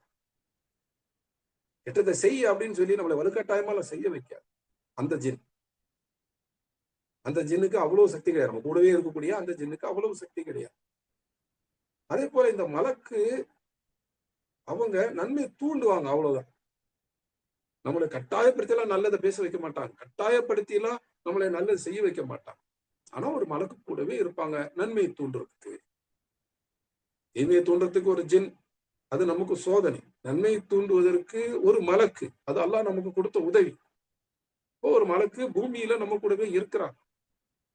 இதெல்லாம் இல்லாம நம்முடைய வலது புறத்தில் ஒரு மலக்கும், இடது புறத்தில் ஒரு மலக்கும் இருக்கிறாங்க. அவங்க என்ன செய்வாங்க? நாம செய்யக்கூடிய நன்மைகள், நல்ல எண்ணம், நல்ல பேச்சு, நல்ல செயல், இதையெல்லாம் வலது புறத்தில் இருக்கக்கூடிய மலக்கு பதிவு செய்வாங்க. பதிவு செய்யக்கூடிய மலக்குகள் நம்மோட இருக்கிறாங்க. வலது புறத்தில் இருக்கக்கூடிய மலக்கு நல்லதை பதிவு செய்வாங்க. அது எண்ணமாக இருந்தாலும் சரி, நல்ல எண்ணம், அதை பதிவு செஞ்சிடும். நல்லதை இவர் நினைத்தார், பேசிட்டோம், நல்லதை இவர் பேசினார், இன்ன வார்த்தைகளை பேசினார், செஞ்சிட்டோம், நல்லதை இவர் செய்தார், இந்த நல்லதை செய்தார் அப்படின்னு வலது புறத்தில் இருக்கக்கூடிய மலக்கு பதிவு செய்யுது. இடது புறத்தில் இருக்க மலக்கு என்ன செய்வாங்க? நம்முடைய கெட்டதை பதிவு செய்வாங்க. நம்முடைய கெட்ட எண்ணங்களும் தெரியும், கெட்ட பேச்சும் தெரியும், கெட்ட செயலும் தெரியும், பதிவு செஞ்சிடும். இப்போ மலக்குகளுக்கு நம்ம மனதில் உள்ள எண்ணங்கள் தெரியுமானா, அல்லாஹ் சுப்ஹானஹு வ தஆலா நம்மோடு இருக்கக்கூடிய பதிவு செய்யக்கூடிய அந்த 2 மலக்குகளுக்கும் அந்த அளவுக்கு சக்தியை கொடுத்திருக்கிறான். அப்ப நம்ம மனசுல நினைக்கிறது தெரியும், அதை பதிவு செய்யறதுக்கூடிய அந்த சக்தியை கொடுத்திருக்கிறாங்க. இப்ப இவங்க பேர் என்ன அப்படின்னு சொல்லும் போது மக்கள்கிட்ட கேட்டா என்ன சொல்லுவாங்க? கிராமன் அப்படிங்கிறவங்க ஒருத்தர், காத்திபீன் அப்படிங்கிறவங்க இன்னொருத்தர் அப்படின்னு சொல்லுவாங்க. அது ஒரு தவறான புரிதல். கிராமன் காத்திபீன் அப்படின்னா என்ன? காத்திப் அப்படின்னா எழுதுறவர், பதிவு செய்யறவர், எழுதி பதிவு செய்யறவர். காத்திபனுடைய பன்மை தான் காத்திபீன். காத்திபீன் அப்படின்னா பதிவாளர்கள், எழுதக்கூடியவர்கள் அப்படின்னு அர்த்தம். கிராமன் அப்படின்னா, கிராம் அப்படின்னா கண்ணியமான அப்படின்னு அர்த்தம். சங்கை மிக்க, கண்ணியமான, மரியாதைக்குரிய அப்படின்னு அர்த்தம். கிராமன் காத்திபீன் அப்படின்னா ஒருத்தர் கிராமன் இன்னொருத்தர் காத்திபீன் அப்படின்னு அர்த்தம் இல்லை. கிராமன் காத்திபீன் அப்படின்னா கண்ணியம் மிக்க பதிவாளர்கள், அவங்க பதிவாளர்கள், எழுதக்கூடியவர்கள், அது காத்திபீன் என்ற வார்த்தைக்கு அர்த்தம். எப்படிப்பட்ட பதிவாளர்கள், எழுத்தாளர்கள்? அவங்க கண்ணியம் மிக்கவர்கள், கிராமன் காத்தி. இப்ப இந்த மாதிரி நம்மை சுற்றி பூமியிலேயே நிறைய மலக்குகள் இருக்கிறார். அதனால மலக்கு அப்படின்னா வானவர்கள் அப்படின்னு பதிவு செஞ்சுட்டா அது போதுமான தெளிவை தராது. ஏன்னா வானத்தில் மட்டும் இருக்கிறது. இப்போ ஒண்ணு மலக்கு அப்படிங்கிறதுக்கு சரியான ஒரு தமிழ் வார்த்தையை நம்ம தேடும், கொண்டு வரணும் இன்ஷா அல்லாஹ். அல்லது மலக்குங்கிற வார்த்தையை அப்படியே பயன்படுத்தும். அதுக்கு பொருள் என்ன அப்படிங்கிறத கொஞ்சம் விரிவாக, அதே சமயத்துல தெளிவாக சொல்லணும். ஆனால் இதை ஞாபகம் வச்சுங்க, மலக்கு அப்படிங்கிறவங்க நிச்சயமாக பெண்கள் அல்ல. ஆனா மலக்கு அப்படின்னா ஏஞ்சல் அப்படின்னு வரும்பொழுது, அதற்கு தமிழ்ல பொதுவாக ஏஞ்சல் அப்படின்னாலே தேவதை அப்படின்னு கொண்டு வரும்போது, நம்ம மலக்கு அப்படின்னு மக்கள்கிட்ட சொல்லும் போது, குறிப்பா முஸ்லிம் அல்லாத மக்கள்கிட்ட சொல்லும் போது, மலக்குன்னா பெண் வடிவம் இருக்கிறவங்க அப்படின்னு நினைச்சுக்கிறோம். அது அவ்வாறு அல்ல.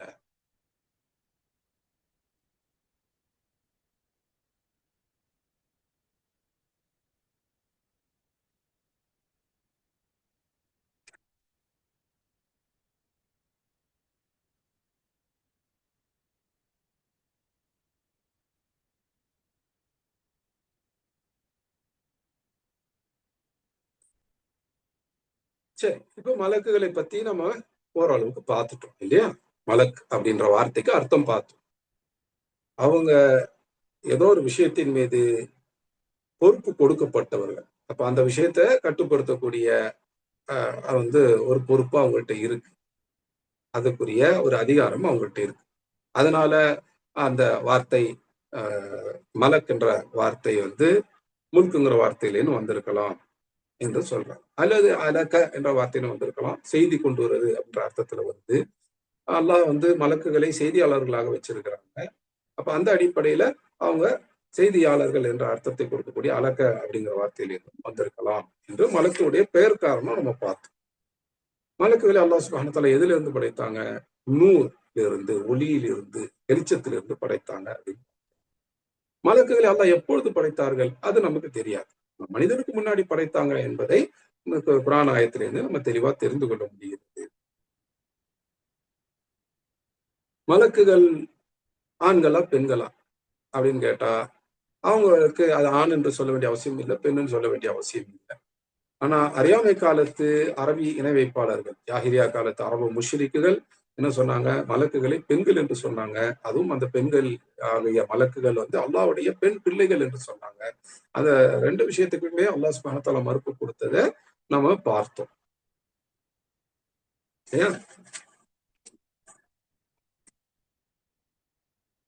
சரி, அடுத்தது மலக்குகள். அவங்களுக்கு இஃப்தியார் இருக்கா?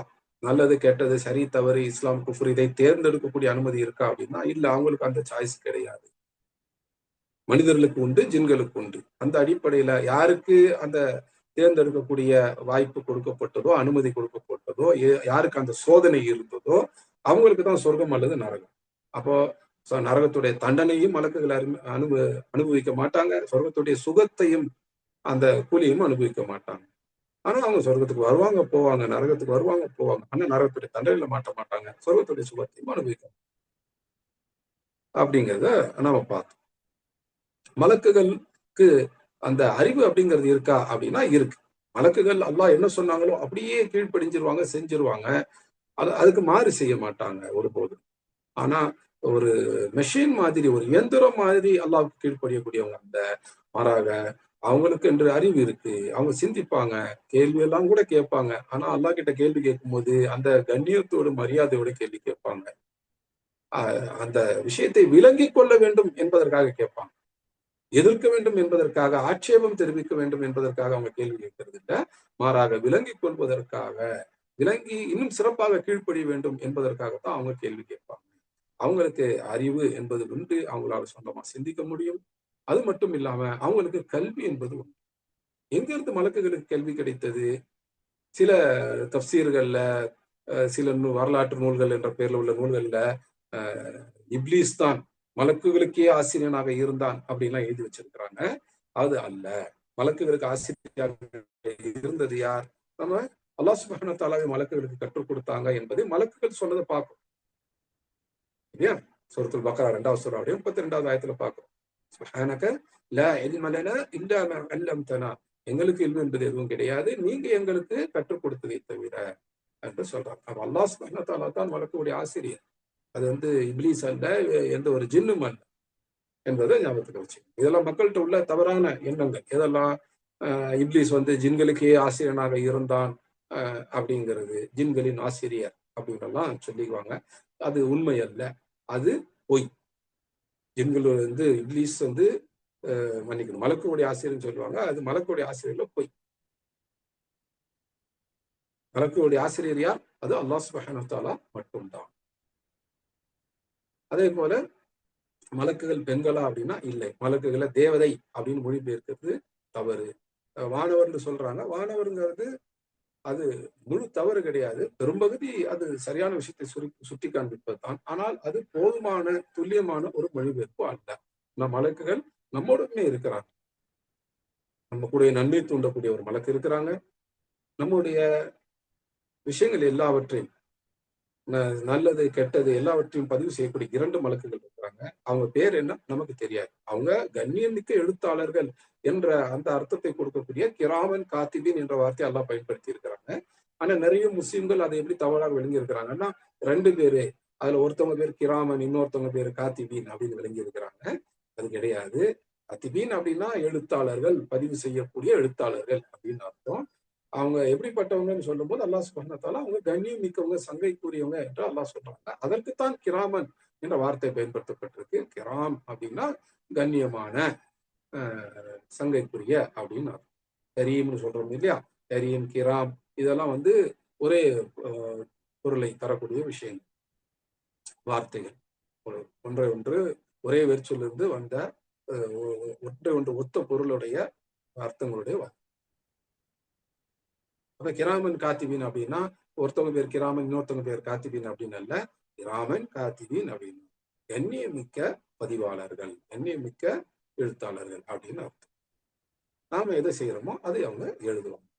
மலக்குகளுக்கு மனிதனுடைய எண்ணங்களை தெரிந்து கொள்ள முடியுமா அப்படின்னா எண்ணங்களையும் சேர்த்துதான் அவங்க பதிவு செய்வாங்க என்று ஹதீஸ்கள்ல தெளிவாகவே வருது. நாம நல்லதை நினைத்தால் நல்லது பதிவு செஞ்சிருவாங்க. ஒரு நன்மை என்று அல்லாஹ் அதுக்கு எழுத சொல்றாங்க. தீயதை நினைச்சிட்டா அது ஒரு தீமை என்று அல்லாஹ் எழுத வேண்டாம் என்று சொல்கிறார். ஆனா தீமை நினைத்தோம் என்பதும் பதிவாகும்.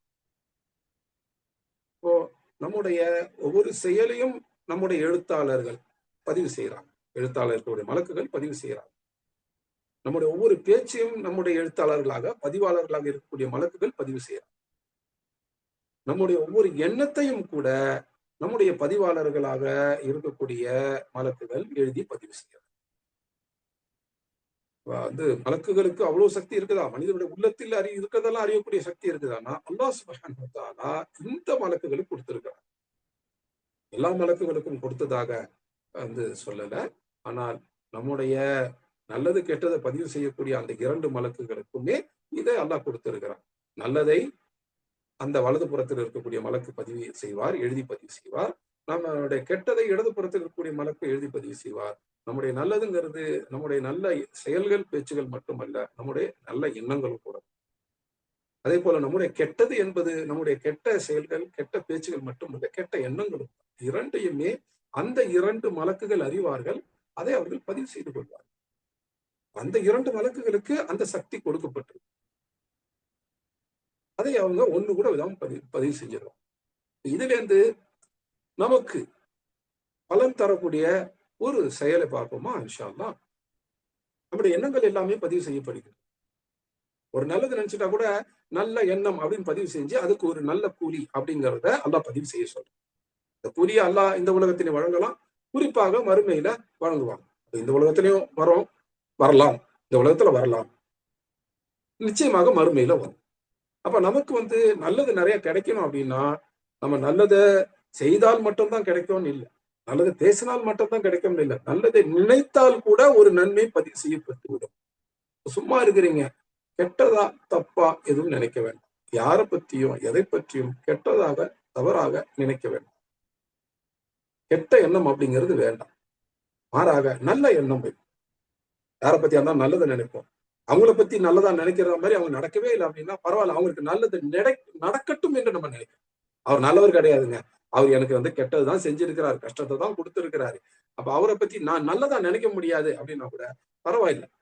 நீங்க அவரை பத்தி அவர் நல்லவர்னு நினைக்க வேண்டாம், ஆனா அவருக்கு நல்லது நடக்கட்டும் என்று நினைங்க. எனக்கு கஷ்டம் கொடுக்கிறவருக்கு நல்லது நடக்கட்டும் நான் நினைக்கணுமா அப்படின்னா நினைச்சால் நமக்கு தான் நல்லது. அதை இப்படி கூட நினைக்கலாம்ல, அவர் தெரிந்து விட வேண்டும் என்று நீங்க நினைக்கலாம். அவர் தன்னுடைய தவறுகளை உணர்ந்து விட வேண்டும், தெரிந்து விட வேண்டும். அவர் உணர்ந்து விடுவார், தெரிந்து விடுவார் என்று நான் நம்பிக்கை வைக்கிறேன் என்ற எண்ணம் கூட நல்ல எண்ணம். அதற்குமே ஒரு நல்ல கூலி. அப்படி நினைச்சு பாருங்க, உடனடியாக ஒரு நல்ல கூலி பதிவு செய்யப்பட்டு விடும் அந்த மலக்கா. சும்மா இருக்கும் போதே நம்ம சிந்தனைகளை கொண்டே நன்மைகளை சம்பாதித்துக் கொள்ளலாம். செஞ்சுதான் நல்லது சம்பாதிக்கணும், பேசிதான் நல்லது சம்பாதிக்கணும் இல்லை, நினைத்து கூட நல்லதை சம்பாதிக்கலாம். நினைத்து கூட நன்மைகளை நம்முடைய பதிவேட்டில் பதிவு செய்ய வைக்கலாம். அடுத்தவங்களை பத்தி நல்லது நினைங்க.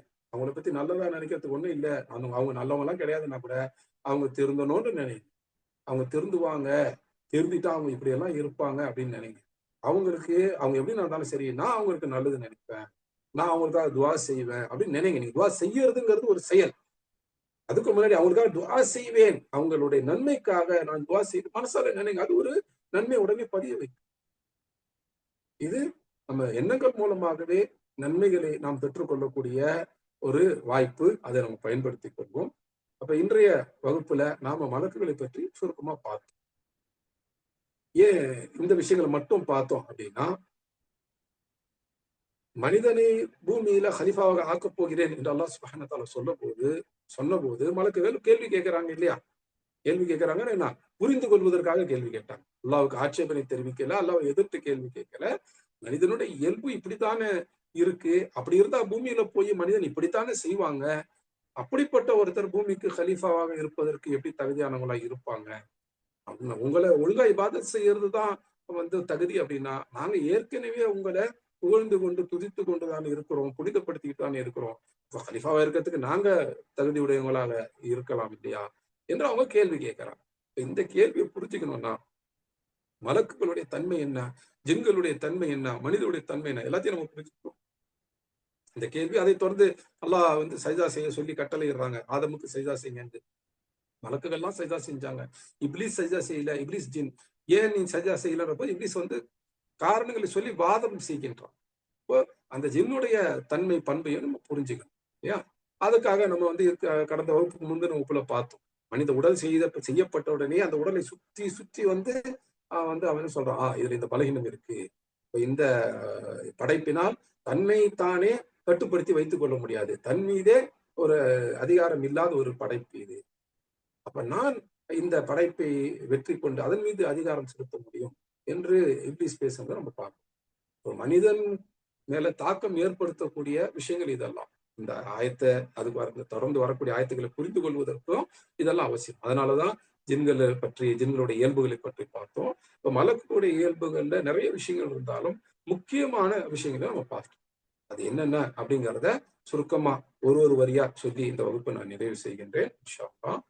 மலக் அப்படிங்கிறவங்க ஏதோ ஒரு விஷயத்தின் மீது பொறுப்பு கொடுக்கப்பட்டவங்க. அப்ப அந்த விஷயத்தின் மீது அவங்க அதிகாரம் கட்டுப்பாடு உடையவங்க இருக்கிறாங்க. அதனால அவங்களுக்கு மலக்கின் பேர் வந்துச்சு. அதே போல மலக்கு அப்படிங்கிறவங்க அல்லாஹ்வுடைய செய்தியாளர்கள்.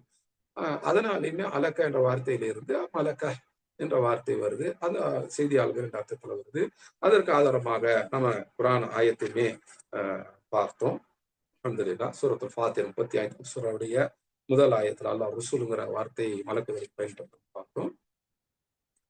அதுக்கப்புறம் மலக்குகள் எதிலிருந்து படைக்கப்பட்டாங்க அப்படின்னு பார்த்தோம். மலக்குகள் நூர் வெளிச்சத்திலிருந்து படைக்கப்பட்டாங்க என்பதற்கு சஹீஹ் முஸ்லிமுடைய ஹதீஸை ஆதாரமாக கொண்டு பார்த்தோம்.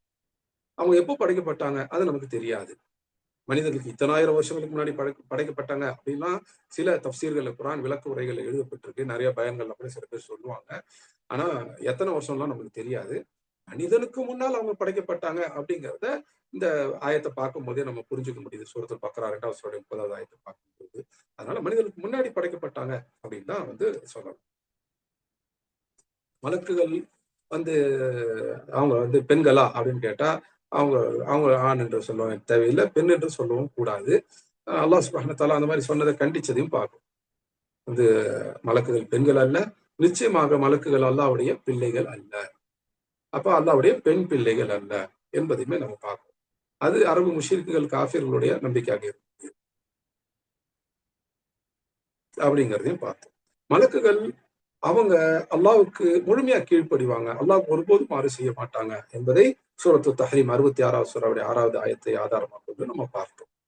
ஆனா அதுக்காக அவங்க கீழ்ப்படிவாங்க, முழுமையா கீழ்ப்படிவாங்க, மாறு செய்யவே மாட்டாங்க அப்படிங்கிறதுனால அவங்களுக்கு சிந்தனையே இல்லை, அவங்களுக்கு அறிவே இல்லை அப்படின்னு அர்த்தம் கிடையாது. மிஷின் மாதிரி எல்லாம் அவங்க கீழ்ப்படுத்துறவங்க. அவங்களுக்கு அக்கல் அறிவு இருக்கு, சிந்திப்பாங்க.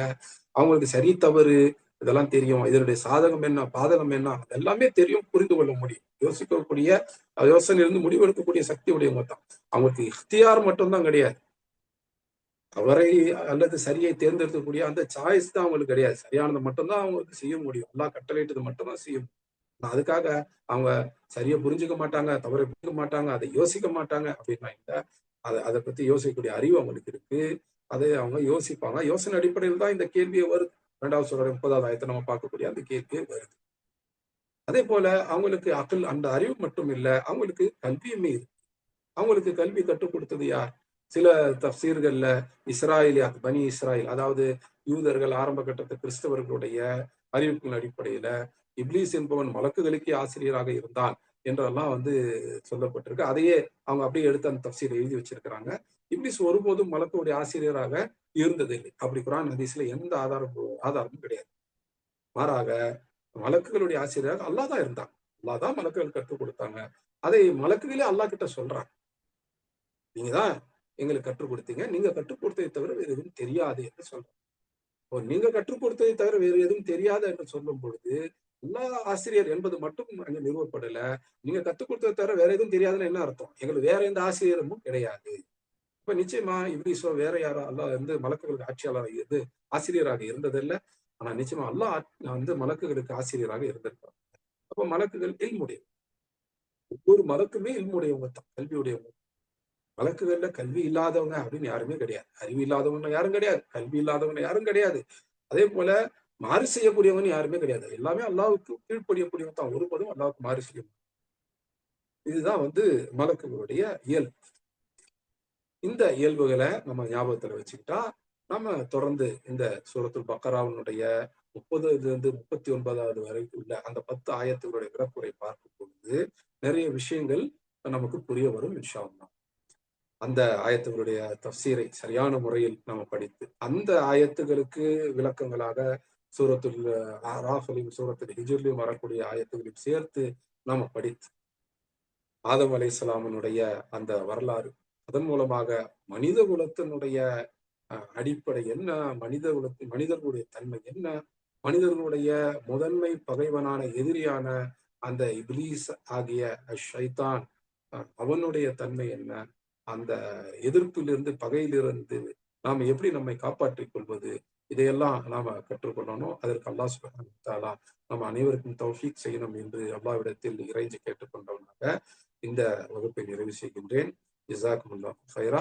இன்ஷா அல்லாஹ் அடுத்த வகுப்புல நாம தொடர்ந்து மற்ற விஷயங்களை பார்ப்போம். குறிப்பாக அடுத்த வகுப்புல இன்ஷா அல்லாஹ் மனிதர்களுடைய தன்மைகளை இன்னும் சற்று ஆழமாக பார்ப்போம். அதற்கு அல்லாஹ் சுப்ஹானஹு வ தஆலா உதவி செய்ய வேண்டும், அருள் புரிய வேண்டும் என்று அல்லாஹ்விடத்தில் இறைஞ்சி கேட்டுக்கொள்கிறேன். ஜஸாக்குமுல்லாஹு ஹைரா. அல்லாஹும்ம ஸல்லி வஸல்லிம் அலா நபியினா வ அலா ஆலிஹி வஸஹ்பிஹி அஜ்மஈன். سبحانك اللهم وبحمدك أشهد أن لا إله إلا أنت أستغفرك وأتوب إليك. الحمد لله رب العالمين. السلام عليكم ورحمة الله وبركاته.